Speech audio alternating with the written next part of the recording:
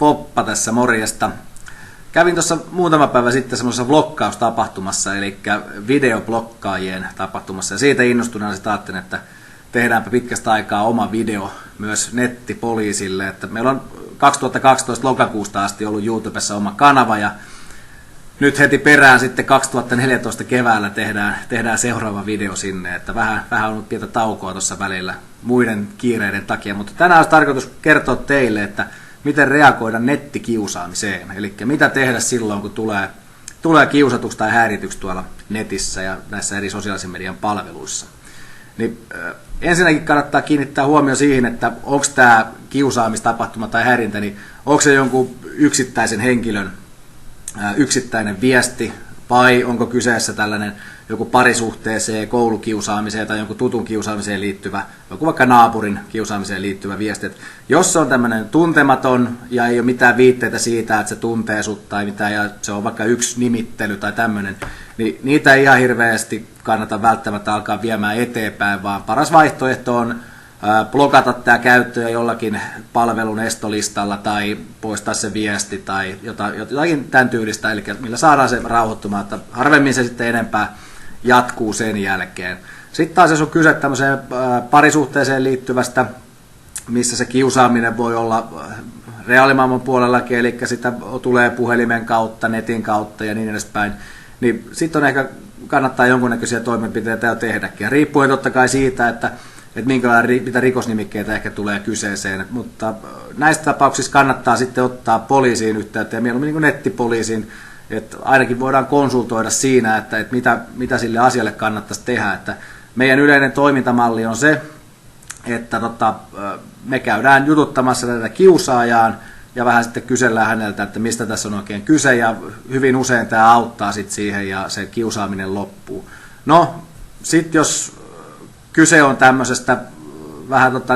rankemmasta kiusaamista, mikä on ehkä jatkunut jo vuosikausia, niin silloin melkein kehottaisin tekemään taas jo rikosilmoituksen asiasta.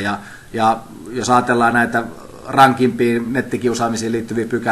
pykäliä, esimerkiksi vaikka nyt vainoaminen, niin kyllä silloin kannattaa alkaa miettimään sitäkin, että pitäisikö hakea lähestymiskieltoa tätä tiettyä henkilöä kohtaan, jos tähän liittyy tällaista etenkin parisuhteessa. Totta kai koulukiusaamisessakin se voi mennä joskus rankaksi ja näkyä siellä koulun pihalla, näkyä netissä ja niin edespäin. Niin näissä voi olla sitten tarpeen, että pelkkä tämä nettipoliisin huomautus ei ole riittävä. Et totta kai meilläkin on mahdollisuus sitten, että jos se eka huomautus ei auta, niin jossain kunnianloukkaustapauksessakin niin voi olla, että meillä on mahdollisuus kirjoittaa sitten sakko siitä, mutta se on erittäin harvinaista. Ja muutenkin niin tämmöiset yksittäiset nimittelyt, niin hyvin harvoin enää päätyy käräjillä asti, eli yleensä toi syyttäjä rajoittaa ne sitten kustannus- tai vähäisyysperusteella.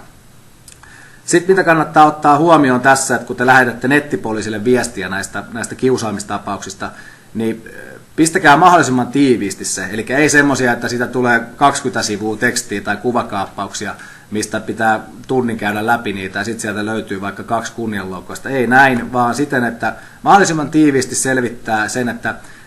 mitkä viestit kokee laittomiksi ja kertoo vähän sitä taustaa, että kuka tämä kiusaaja mahdollisesti on, minkä takia se kiusaa, ja sitten pistää myös linkin mukaan esimerkiksi tämän kiusaajan profiiliin tai sitten siihen tapahtumapaikkaan, missä tämä kiusaaminen on tapahtunut. Ja se kannattaa myös ottaa huomioon, että meillä ei ole kaikissa palveluissa profiileja, esimerkiksi SKFM:ssä tai WhatsAppissa, niin meillä ei ole profiili, millä me voidaan siellä käydä huomauttamassa, eli ne pitää hoitaa sitten jollakin muulla tavoin. SKFM on siitä ongelmallinen palvelu, että esimerkiksi kunnianloukkaustapauksessa me ei saada sieltä, poliisi ei saa sieltä näitä tunnistamistietoja, mutta sitten taas, jos juttu menee esimerkiksi törkeän kunnianloukkauksen puolelle jo, niin esimerkiksi Facebook on antanut taas sitten näissä tapauksissa, mutta ne pitää katsoa tapauskohtaisesti, että mitä niille tehdään, ja jos se menee sinne rikosilmoituksen puolelle taas, niin nettipoliisi ei taas sitten enää hoida sitä juttua, vaan me yleensä hoidetaan nämä alkutoimet ja yritetään torpata se kiusaaminen sitten heti alkuunsa. Mutta ei muuta kuin jos teillä tämmöistä häirintää on ollut tai joku tulee teitä kiusaamaan, niin rohkeasti vaan yhteyksiä ja katsotaan, mitä asialle voi tehdä. Niin vähintä, mitä me tehdään, niin me annetaan ainakin jonkunnäköistä neuvoa sille, että miten olisi paras mahis hoitaa tämä asia. Ja koska tarkoitus olisi ehkä joskus vielä uudestaan tehdä, en mä tiedä meneekö siihen seuraavaan pari vuotta, mutta jos tulee jotain mieleen, että mistä haluaisitte kuulla näin niin kuin videon välityksellä, mistä aiheesta, niin saa pistää vaikka tämän videon alle kommentteihin sitten, että mistä nettiin liittyvästä aiheesta. Että ei aleta jorisemaan liikenneasioista sun muista, että yritetään pysyä pelkästään tuohon nettiin ja sosiaaliseen mediaan liittyvissä aiheissa, eli niistä esittäkää jotakin toivomuksia, että mistä aiheesta haluaisitte ehkä kuulla sitten lisää. Mutta palataan asiaan.